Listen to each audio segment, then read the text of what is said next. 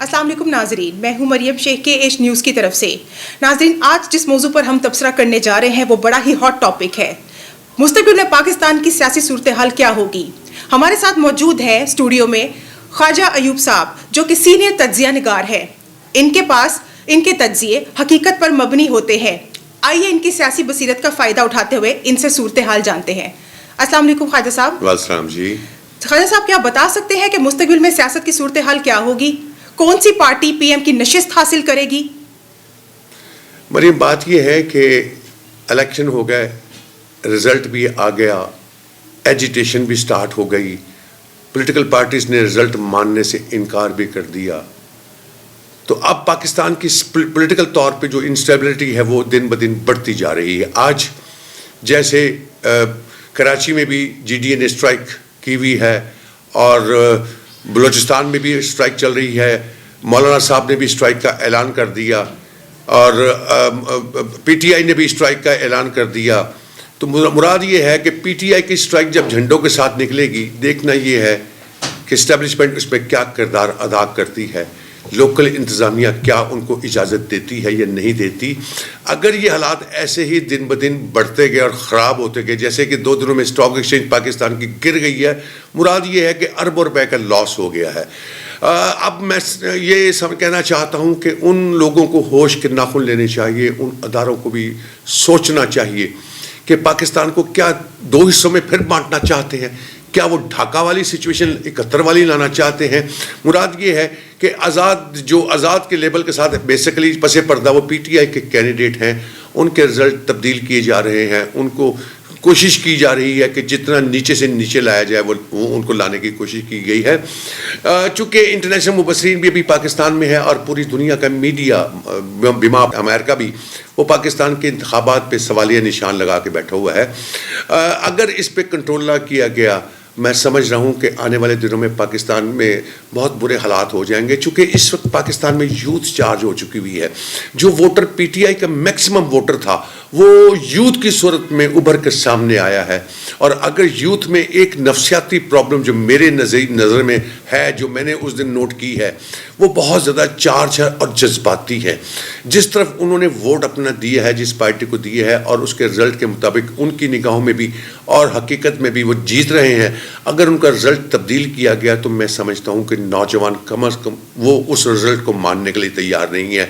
और पूरी दुनिया की हिस्ट्री ये रही है कि जहाँ नौजवान मुखालफत में आ जाएं वहाँ पॉलिटिकल स्टेबिलिटी नहीं होती और हुकूमतें कभी कंट्रोल नहीं उनको कर सकती। अब क्या एस्टेब्लिशमेंट चाहेगी कि ये सारे हालात ख़राब हों? मैं नहीं समझता। मुराद ये है कि चीफ जस्टिस साहब के पहले उस मुतनाज़ा फैसले ने ही पाकिस्तान की सियासत को बहुत बड़ा धचका दिया था, जिसमें उन्होंने बैट का निशान पीटीआई से वापस ले लिए। देखिए, हम जब तज़िया नाज़रीन के साथ शेयर करते हैं तो हम किसी पार्टी के स्पोक्स पर्सन के तौर पे नहीं आते। हम अपने दिल की बात जो है, जो आवाम की उमंगें हैं, आवाम की सोच है, वो अपने नाज़रीन के साथ शेयर करते हैं। चूँकि हमने उम्रें गुजार दी हैं, बहुत स्टडी की है, ग्रॉस रूट लेवल पे भी जाके हम पॉलिटिक्स को देखते हैं और अपने सीनियर से भी बहुत ज़्यादा चीज़ें सीखते हैं। तो हमें तजर्बा तो डेफिनेटली उम्र के साथ साथ और पढ़ने और सुनने और देखने के बाद तो आ ही जाता है। इस वक्त पॉलिटिकल सिचुएशन पाकिस्तान की बहुत ख़राब है। इंटरनेशनल मुबसरीन आज इस्लामाबाद में भी बैठे वो सारा इंटरव्यू कर रहे हैं। जो पीटीआई के कैंडिडेट 45 के साथ अपने इंटरनेशनल मुबसरीन के सामने लेके बैठे हुए हैं, इसका रिज़ल्ट, इसका रिएक्शन क्या होगा वो आने वाले दिनों में सामने आ जाएगा। लेकिन इस वक्त पाकिस्तान की पॉलिटिकल सिचुएशन में सबसे जो नीचे ग्राफ जा रहा है पाकिस्तान मुस्लिम लीग नवाज़ का है। पीटीए पीपल्स पार्टी ने भी अपनी गेम खेलना शुरू कर दी है। आपने सवाल मुझे छोटा किया है, लेकिन इतना आपने मुझसे पूछा है कि आने वाले दिनों में पाकिस्तान में पॉलिटिकल सिचुएशन क्या होगी। मैं समझ रहा हूँ कि इस वक्त पीटीआई गेन कर रही है और उसके साथ अगर कोई दूसरी पार्टी गेन कर रही है तो वो पीपल्स पार्टी है। और अगर किसी का पॉलिटिकल तौर पे माइनस में ग्राफ जाएगा तो पाकिस्तान मुस्लिम लीग नवाज़ का होगा। चूँकि ये इलेक्शन मुतनाज़ा होने के बाद जो चीज़ मुशाहिदे में आई है कि इसकी बेनिफिशरी कौन है इस इलेक्शन की, तो उसकी बेनिफिशरी सिर्फ़ और सिर्फ पाकिस्तान मुस्लिम लीग नवाज़ है। तो डेफिनेटली बात तो उसी तरफ जाएगी, उंगली तो उसी पे उठेगी जो बेनिफिशरी होगा। ख्वाजा साहब, आप ये समझते हैं, आप जैसा कि देख रहे हैं कि इस वक्त वकला बरादरान भी पुरजोश तरीके से सियासी तौर पे मुतहरक हो चुके हैं, تو اس سے کیا ہمیں کوئی بینیفٹ ہو سکتا ہے؟ دیکھیے اس میں ہمیں تو بینیفٹ، حکومت کو تو بینیفٹ کم از کم نہیں ہو سکتا، لیکن پی ٹی آئی کو بینیفٹ بہت زیادہ ہوگا، چونکہ یہ وکلا وہ ہیں جو بہت مہنگے وکلا ہے پاکستان میں، جن کی فیس کروڑوں میں ہوتی ہے. یہ تو صبح صبح گاڑی میں بیٹھتے ہیں اور بستہ گلے میں ڈالتے ہیں اور کورٹ میں چلے جاتے ہیں. تو جب وہ خود ان کے خلاف رزلٹ آئے ہیں تو وہ اس کی جو جنگ لڑ رہے ہیں وہ تو آخری کورٹ تک جا کے جنگ لڑتے جائیں گے. لیکن ان کے دیکھیے مشاہدے میں جو چیز آئی ہے، ان کے موقف میں بہت زیادہ جان ہے، چونکہ وہ تو کہہ رہے ہیں جی ہمارے پاس 45 ہے، ہم تو یہ صرف یہ التجا کر رہے ہیں، التماس کر رہے ہیں، یا یہ جو توجہ طلب وہ بات کہہ رہے ہیں وہ یہ ہے کہ 45 پہ نتیجہ ہمارا بنا دیا جائے، تو انہیں کوئی اعتراض نہیں ہوگا. لہٰذا وکلا کی جو اس وقت میجورٹی ہے پاکستان میں اور نامور وکلا، وہ صرف اور صرف میں سمجھ رہا ہوں کہ پاکستان میں صرف اور صرف پی ٹی آئی کے پاس ہے اور جو اس کے کینڈیڈیٹ بھی ہیں. ایک سوال میرا آپ سے، 29 فروری کو ہونے والے قومی اسمبلی میں جو اجلاس ہوگا، اس کے بارے میں کوئی خدشات آپ کو نظر آتے ہیں؟ یہ بڑا آپ نے اہم سوال کر دیا ہے. میں رات بھی ایک پروگرام میں ٹی وی میں بیٹھا ہوا تھا، لیکن ابھی تک کسی جرنلسٹ نے، کسی صحافی نے، کسی تجزیہ نگار نے، کسی انٹرنیشنل میڈیا یا لوکل میڈیا نے یہ بات سامنے نہیں لائی، یا ان کا پتہ نہیں کیوں نہیں تجزیہ اس طرف جا سکا. 29 فروری کا جو اجلاس ہے نا قومی اسمبلی کا، یہ ابھی بہت دور ہے، اس سے پہلے بہت دن باقی ہے. مجھے نظر یہ آ رہا ہے کہ یہ جو کاکڑ صاحب کی کیئر ٹیکر گورنمنٹ ہے نا، یہ بات ذرا غور طلب ہے. مجھے یہ کنٹینیو ہوتی ہوئی نظر آ رہی ہے.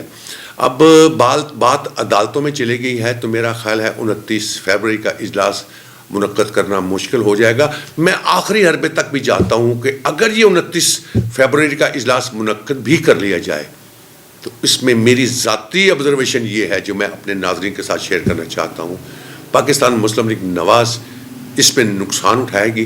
چونکہ اس دن پیپلز پارٹی کے جو میرے ذرائع ہیں وہ مجھے کچھ چیزیں اور ہی بتا رہے ہیں. رات بھی میری پیپلز پارٹی کے کچھ بہت بڑے لیڈران سے بات ہوئی ہے، تو میں نے ان سے پوچھا، میں نے کہا جی آپ نے تو نون لیگ کا حمایت کا اعلان کر دیا ہے، تو وہ ہنسنا شروع ہو گئے. کبھی کہنے لگے جی ابھی تو اعلان ہی کیا ہے نا، ابھی تو بڑا وقت ہے. تو میں نے جو چیز آبزرو کی ہے کہ آخری حربہ یہی ہے کہ اگر 29 فروری کو اجلاس ہو بھی جائے تو اس دن نتائج کچھ اور ہوں گے. پلڑا پاکستان مسلم لیگ نواز کی طرف نہیں جائے گا.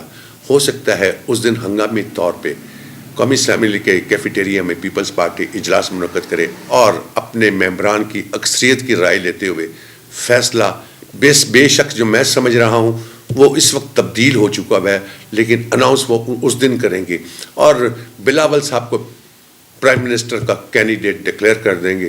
میرے ذرائع کی خبر یہ بھی ہے کہ پی ٹی آئی نے بھی اندر سے یہ فیصلہ کر دیا ہوا ہے کہ پاکستان مسلم لیگ نواز کو مائنس کرنے کے لیے اگر ان کو اس دن صرف اور صرف اس دن بغیر کسی سیٹ کے، بغیر کسی صدارت کے، بغیر اسپیکرشپ کے، بغیر چیئرمین سینٹ کے ان کو بلاول کو پرائم منسٹر کے لیے ووٹ دینا پڑا، تو میں سمجھتا ہوں کہ وہ اس چیز کے لیے تیار ہوں گے. یہ میری جو خبر ہے یہ پوری دنیا کے لیے آج کی طور پہ یہ بریکنگ نیوز ہے کہ وہ بلاول کو ووٹ دینے کے لیے پرائم منسٹر کے طور پہ وہ تیار ہو جائیں گے. بہت بہت شکریہ آپ کی معلومات کے لیے. مزید جاننے کے لیے آپ ہمارے چینل کو لائک کیجئے، سبسکرائب کیجئے اور بیل آئیکن پریس کیجئے.